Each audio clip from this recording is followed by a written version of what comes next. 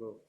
Selamat pagi anak-anak, semoga kalian tetap dalam keadaan sehat dan tetap semangat mengikuti proses pembelajaran melalui online. Nah, hari ini di pertemuan pertama untuk mata pelajaran pendidikan kewarganegaraan, kita akan membahas tentang makna dari hak asasi manusia. Apa itu hak asasi manusia dan bagaimana ciri-ciri hak asasi manusia? Untuk lebih lanjut, mari kita lihat penjelasan dari Komnas HAM berikut ini. Apa itu hak asasi manusia?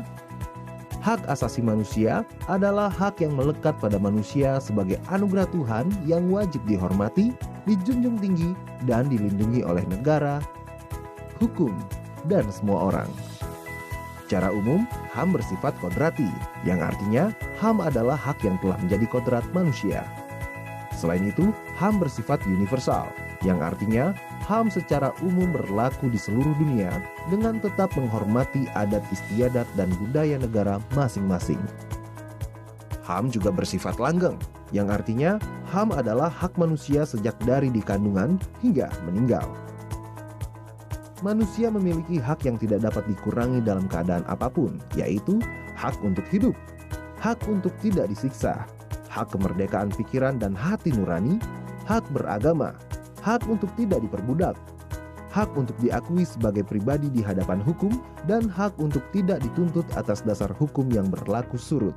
Hak-hak itu adalah hak yang tidak dapat dikurangi dalam keadaan apapun, sedangkan hak-hak selain itu tergolong sebagai hak-hak yang dapat dikurangi, seperti hak berorganisasi dan hak berekspresi. Namun, HAM dapat dibatasi. Dalam menjalankan hak-hak tersebut, dapat dilakukan pembatasan. Hak seseorang dapat dibatasi oleh undang-undang. Misalnya, setiap orang berhak untuk memiliki dan membangun tempat tinggal. Namun orang lain tidak berhak mengganggu atau menggusur tempat tinggal orang lain sewenang-wenang, walaupun itu untuk membangun tempat tinggalnya sendiri.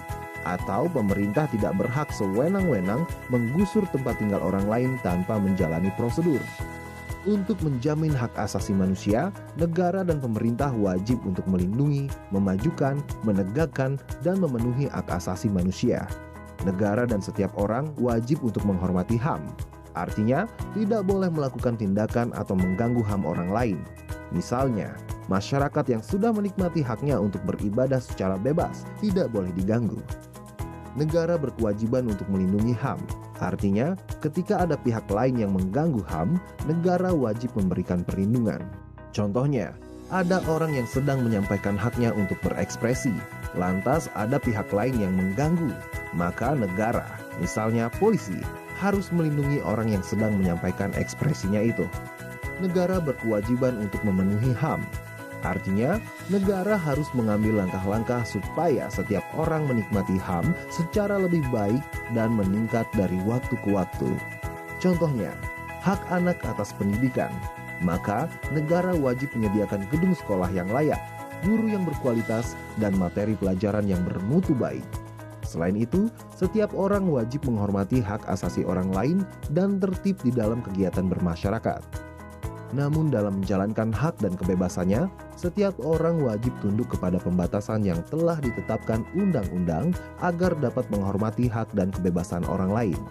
Apabila seseorang atau sekelompok orang atau aparatur negara dengan sengaja atau tidak sengaja mengurangi, menghalangi, membatasi, atau mencabut HAM orang lain, maka hal tersebut adalah pelanggaran terhadap hak asasi manusia. Pelanggaran hak asasi manusia akan menjadi akar dari segala permasalahan dari suatu negara. Mari kita ciptakan dunia tanpa kekerasan dan diskriminasi, saling menghormati dan menghargai sesama manusia. HAM untuk semua. Laporkan setiap bentuk pelanggaran HAM, jangan diam.